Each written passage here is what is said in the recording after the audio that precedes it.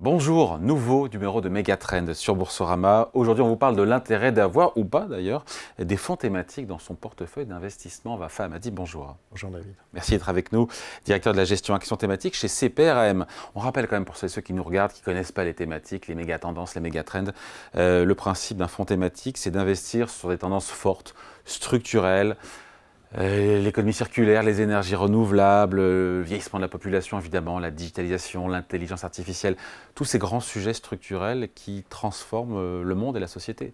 Et d'arriver le plus en amont possible évidemment. Absolument. C'est ça le concept. C'est parfait. Non, je ne voulais pas tout résumer, mais c'est ça l'idée. Et d'ailleurs les épargnants comprennent ça. Oui, ce sont des sujets qui leur parlent et ils s'identifient très bien à ces sujets qui objectivement qui sont dans leur quotidien, façonnent leur quotidien. La digitalisation, le vieillissement, l'économie circulaire peut-être dans une moindre mesure, mais le changement climatique, l'éducation et ainsi de suite. Ce sont des thèmes qui façonnent leur quotidien et ils comprennent parfaitement les biens fondés de ces sujets-là. Oui. L'appétence est toujours là, parce que c'est vrai qu'on a beaucoup parlé de l'appétit des épargnants, et on comprend, parce que c'est des sujets effectivement qui nous parlent, qui sont importants. On a eu un gros engouement au moment du Covid, post-Covid. Est-ce que le soufflet est retombé ou pas d'ailleurs? Oui, écoute, naturellement, il y a eu un peu moins d'engouement pour les actions, j'ai envie de dire, globalement, au cours des 12-15 derniers mois, au cours de l'année et demie derrière nous. Pourquoi? Tout simplement parce qu'on a vécu dans un contexte de taux zéro à zéro, ou taux négatif depuis un certain nombre d'années. Le fait que les taux aient remonté, cela a donné des possibilités, ça a fait renaître des classes d'actifs qu'on avait oubliées, le monétaire, les obligataires, etc. Donc en fait, il y a eu une espèce de basculement naturel des produits un peu plus risqués, tels que des actions, vers des produits un peu plus sécures. Donc l'année dernière, plus spécifiquement, il y a eu un peu moins d'engouement pour les actions au sens très large, évidemment pour les actions thématiques un peu plus spécifiquement. Oui, parce que je ne l'ai pas dit, mais c'est vrai qu'au départ, il y a une thématique, l'IA, puis après vous cherchez, au travers des fonds, les entreprises qui sont les mieux positionnées. Exactement. C'est ça, qui sont les le mieux lien entre la thématique et le portefeuille. Exactement. En fait, qui sont très fortement exposés à la thématique qu'on cherche à développer d'une part, et que financièrement font sens à figurer dans un portefeuille. En fait, c'est la conjonction des deux. Pour savoir si c'est au départ, voilà, on se dit qu'il y a des thématiques structurelles. Après, est-ce que pour autant ça fait de la performance en bourse ou dans un portefeuille? À ceux qui se posent la question, qui se demandent si les performances sont au rendez-vous, est-ce qu'on peut faire un bilan ou est-ce qu'on manque de recul Mais ça dépend sur quelle période, David. Si vous voulez faire un bilan sur les 10 dernières années, évidemment, je pense qu'il y a une thématique qui l'emporte sur... le numérique. Exactement. La tech. Évidemment, oui, avec une volatilité qui est bien supérieure à d'autres thématiques. Vous imaginez, il y a eu des très bonnes performances, puis il y a eu quelques difficultés post-2021, évidemment. Mais globalement, on regarde un tout petit peu l'ensemble des thématiques sur une longue durée, 15 ans, 7 ans, 10 ans, 8 ans. Globalement, la promesse est tenue. Et quand je parle de la promesse, c'est la promesse thématique. Nous faisons des suivis au sein de CPRAM qui regardent la performance moyenne de l'ensemble des fonds thématiques de plus de 100 millions d'euros d'actifs. En dehors des fonds sectoriels, la promesse est tenue. Évidemment, sur les deux dernières années, voire 3, la chose est un peu plus compliquée.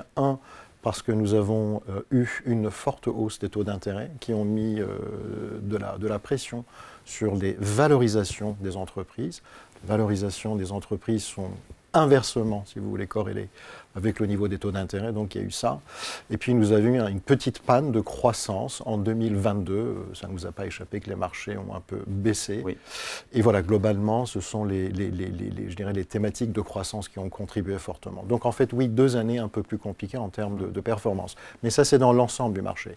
Évidemment, quand on regarde un peu plus profondément au sein de différentes thématiques, vous avez l'AI, l'intelligence artificielle, qui s'en est très bien sortie l'année dernière, de même que la tech dans son ensemble. Nous avons eu des fonds de transition climatique, et non pas des fonds solutions qui sont bien... Il faut expliquer la différence. Les fonds solutions, c'est d'investir dans des valeurs qui sont des clean tech, exactement. porteuses de solutions. Exactement. En fait, ce sont des valeurs qui apportent une solution. Ce sont des fermes éoliennes, ce sont des panneaux solaires. Ça a beaucoup monté là en 2020-2021 de mémoire. Alors 2020, oui. Oui, absolument. Il y a eu une très très bonne perf. Après, ça s'est effondré. Depuis, ça a été compliqué. L'année dernière, ça a été très compliqué aussi. À l'inverse, des fonds de transition énergétique. La différence alors? Alors la différence, c'est que les fonds de transition accompagnent et investissent dans les entreprises les plus vertueuses en termes de décarbonation. En fait, ce sont des entreprises... Qui font leur mue, qui sont en transition. Exactement, qui font leur mue, qui sont dans tous les secteurs possibles et imaginables, évidemment, en dehors de l'énergie fossile.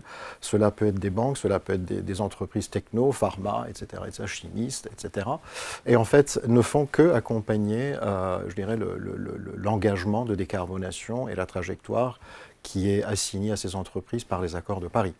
Et ces fonds-là se sont plutôt bien sortis. Selon Morningstar, les fonds thématiques réalisent en moyenne des rendements de 7,3% par an sur 5 ans. On se dit que c'est satisfaisant, j'ai envie de dire oui. Est-ce que c'est comparable ou pas d'ailleurs à des fonds classiques? Encore une fois, c'est une question d'horizon de comparaison, David. Oui, sur les 3 dernières années, c'est un peu plus compliqué, tel que je vous l'ai dit. Sur plus long terme, 5 ans, 7 ans, 8 ans, 10 ans, évidemment, oui. Et c'est même légèrement mieux. Parce que c'est un investissement de long terme, encore une fois. Après, certains peuvent y voir un outil de trading, ce n'est pas l'objectif. Absolument pas. Absolument. Ce sont des fonds qui peuvent avoir des écarts de performance sur de courtes périodes par rapport aux indices que l'on connaît. En plus, on se dit que ce n'est pas facile non plus de comparer deux fonds qui sont concurrents sur un même thème. On peut avoir un même thème, l'IA ou autre chose, ou le climat, et pas du tout avoir les mêmes fonds.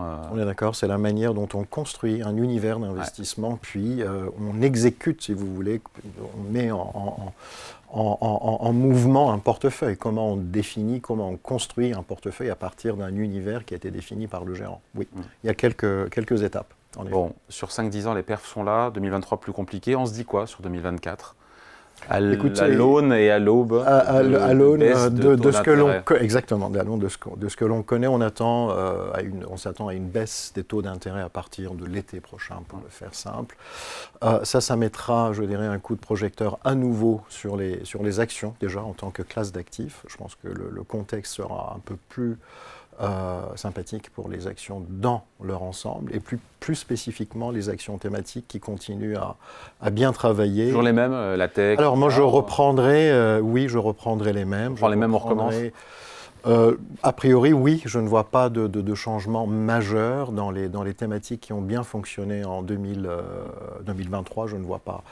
Et en dehors de digitalisation et d'IA, qu'est-ce qu'il y a d'autre qui fonctionne? Alors moi, je partirais plutôt sur des fonds qui ont été un peu mis à mal parce que leur thématique a été davantage vers l'énergie propre. Peut-être que les niveaux de valorisation atteints, peut-être que l'éclaircissement de l'horizon sur les taux d'intérêt, sur un certain nombre d'agendas politiques, fera en sorte que ces fonds retrouveront à nouveau, je dirais, un parcours un peu plus sympathique. On va suivre tout ça. Merci beaucoup. Vafa Hamadi, donc directeur de la gestion action thématique chez CPRM. Merci. Merci David. Et Megatrend revient bien sûr dans 2 semaines, ici chez vous, sur Boursorama.